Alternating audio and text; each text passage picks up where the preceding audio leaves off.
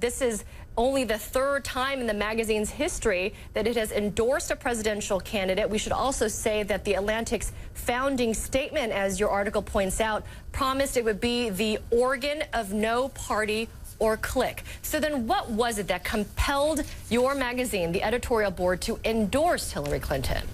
Link. Okay, got it. Well, what compelled us was the fact that Donald Trump seems so far outside the American political mainstream. In 1860, the magazine endorsed Abraham Lincoln because it felt that only Lincoln could preserve the Union and abolish slavery. It was 104 years later that the magazine endorsed Lyndon Johnson, not because it believed in Lyndon Johnson so much, but because it was worried that his opponent, Barry Goldwater, was too extreme for office, including many of the things that he said about the use of nuclear weapons. And so in this case, we looked at those editorials and realized that Donald Trump exists so far outside the political mainstream.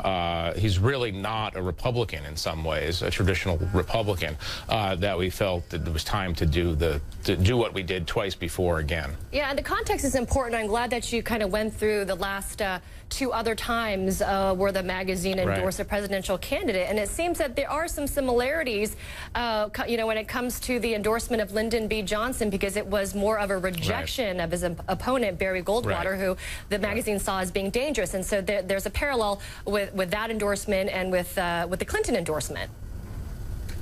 Right. I think this is an endorsement of Hillary Clinton. We feel that she's qualified to be president, but this is motivated by fear about what Donald Trump would do to American democracy. The motivation here is not to weigh in a partisan way in American politics. The motivation is to call out someone, as you read earlier, someone we feel is so far outside the mainstream, is a demagogue and a xenophobe, that he does not conform to what we consider to be nonpartisan American values. In the Atlantic's endorsement, it points out that even with Hillary Clinton's flaws, she is one of the most prepared candidates to seek the presidency. But then it goes on to say and give this pretty damning rejection of Trump. I also want to read another excerpt from this article, and it says, quote, Donald Trump, on the other hand, has no record of public service, excuse me, and no qualifications for public office. His effect is that of an infomercial huckster.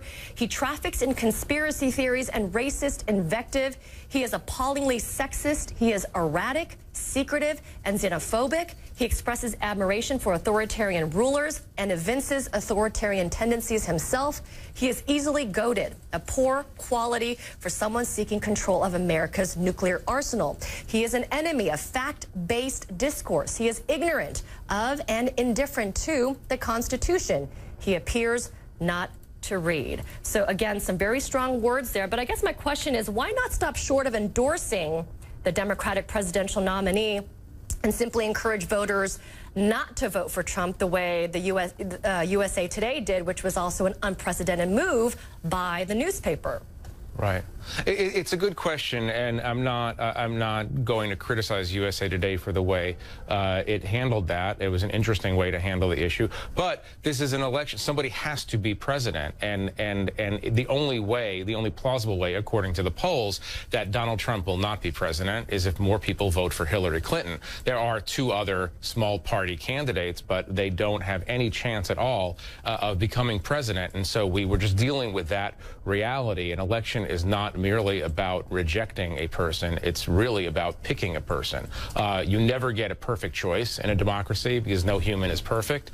But this is the situation that we found ourselves in. And I don't think it was enough to simply say, don't vote for this guy. You have to give people a choice.